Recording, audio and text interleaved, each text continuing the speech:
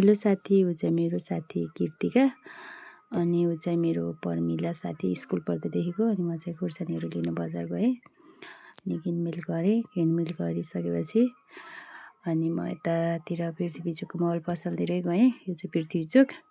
मेरो साथी भोकले लट्ठै भइसकेको थियो अनि उनीहरू चाहिँ भोकले त्यसो गरी अनि ऊ र मैले फेरि पर्मिला र मैले यसो टिकटक बनायौँ। भेट भएपछि के गर्नु त साथीहरूको यति काम त हुनै पऱ्यो साथी भएको। अनि त्यसपछि हामी लाग्यौँ खाजा खान, भोक लागिरहेको थियो। यो चाहिँ सभागिरीको होटेल हो। यो चाहिँ नाम एक्ज्याक्ट नाम चाहिँ थाहा भएन, तर हामी चाहिँ यहाँ चाहिँ खान गइरहेको छौँ। मिठो लाग्छ खानु। यो चाहिँ हामी प्रायः जस्तो म यो पृथ्वी चोक एरियातिर गयो भने यहाँ नै जान्छु खानालाई। अनि दिदी आउनुभयो, अचार राखिदिनु भयो। अनि यहाँको विशेष चाहिँ यहाँको त्यो पिरो अचार हुन्छ है। मलाई चाहिँ यहाँको एकदम स्पेसल अचार चाहिँ त्यो मिठो लाग्छ कि स्पेसल लाग्छ त्यो अचार चाहिँ। अनि मलाई साथी पर्मिलाले चाहिँ मजाले भिडियो बनाइरहेको थियौँ, तर कृतिका चाहिँ लजाउनु भएको रहेछ, उसले गरेन। हामी चाहिँ खानैतिर थियो ध्यान। अनि हल्का फुल्का यस्तो भिडियो बनाऊँ न त भनेर भिडियोतिर नि गइरहेको थियो। अनि कस्तो अलि लाज लाग्दो रहेछ कि सुरु भएर नै मोबाइल निकाल्यो हो के भन्यो के सोचिरह होला के भनिरह होला जस्तो लाउने।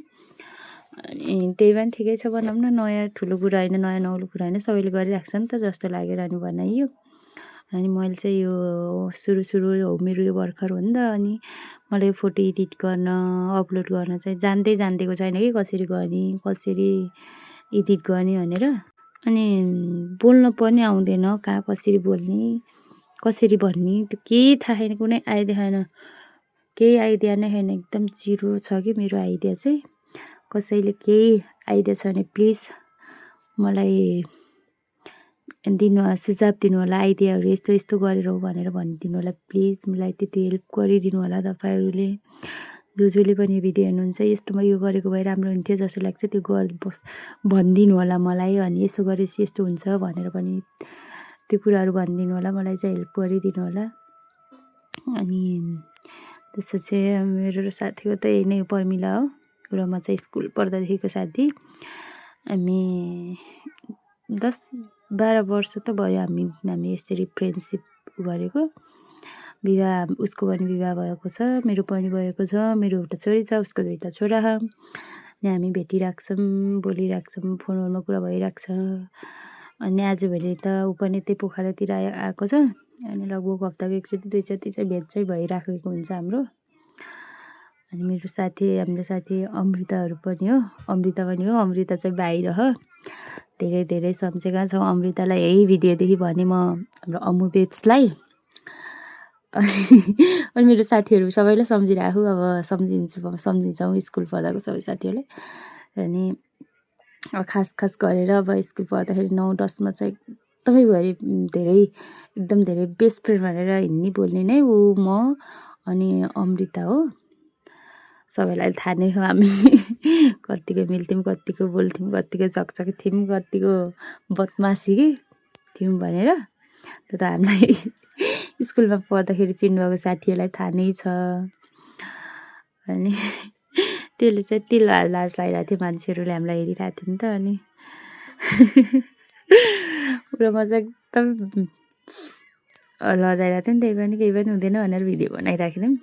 अनि त्यसरी खायौँ हामीले चाउचाउ। ओ सरी तेरिका चाउचाउ होइन हो, चाउमिन। अब बोल्दा म के बोलिरहेको मैले थाहा छैन। चाउमिन र मोमो अनि त्यसको साथमा सुप जाँदैछौँ। तपाईँहरूले देख्नुभएको गोलो चम्चा राखेको त्यो है मैले त भनेको स्पेसल अचार चाहिँ त्यही नै हो।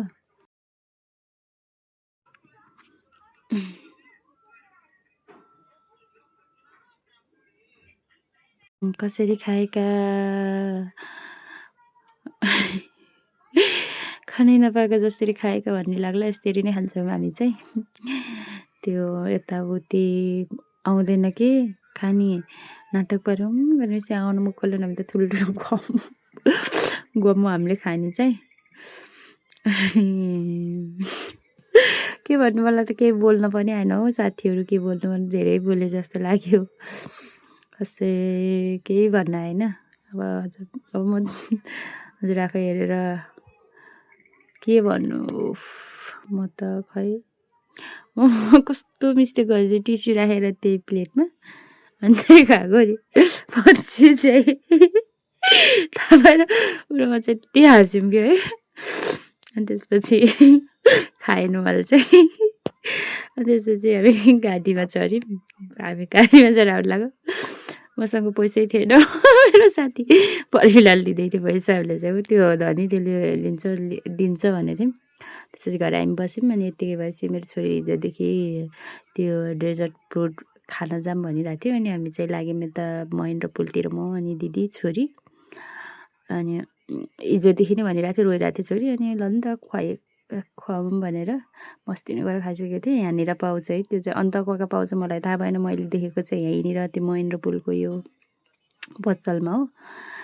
अनि त्यसपछि मैले छोरीलाई कुन खाने भन्दै थिएँ अनि छोरीले हेर्दै थिइन् छक्क परेर हेरिरहेको थिइन् मेरो छोरीले चाहिँ विशेष गरेर म्याङ्गो फ्रुट के डेजर्ट फ्रुट खाने भनेर गएको अनि त्यसपछि हल्का फोटोसोटो खिचिदियो छोरीको अनि दिदीको मजाले खिचेन अनि आयो त्यो म्याङ्गो त्यो पनि आयो कि अब डेजर्ट म्याङ्गो डेजर्ट भन्नु पऱ्यो अनि त्यसो त्यो खायो नि दिदीले भिडियो बनाउँदै थियो टिकटक बनाउँदै थियो मेरो छोरीलाई चाहिँ त्यो मिठो लागेन अरे लास्टमा चाहिँ मलाई पनि खासै मिठो लागेको थिएन नि अब चाउमिन खाने भन्दै थिइन् छोरीले अनि यो चाहिँ कस्तो रियल जस्तो देखियो कि यो चाहिँ यो सजाएको होस् अनि त्यसपछि हामी त्यहाँबाट निस्क्यौँ मेरो छोरी चाहिँ रिसाइरहेको थियो के मागिरहेको थियो नि त बच्चाहरू गइसकेपछि बजारमा एक ठुक भनेको गएपछि कति ठुक चाहिन्छ अनि रिसाउँदै हामी चाहिँ हिँड्यौँ त्यहाँदेखि लाग्यौँ है अनि त्यसपछि हामी घर फर्कन लाग्यौँ ओहो दन्दै एक्सिडेन्ट नभएको हाम्रो मेरो छोरी अझै रुँदै छिन् बिचरा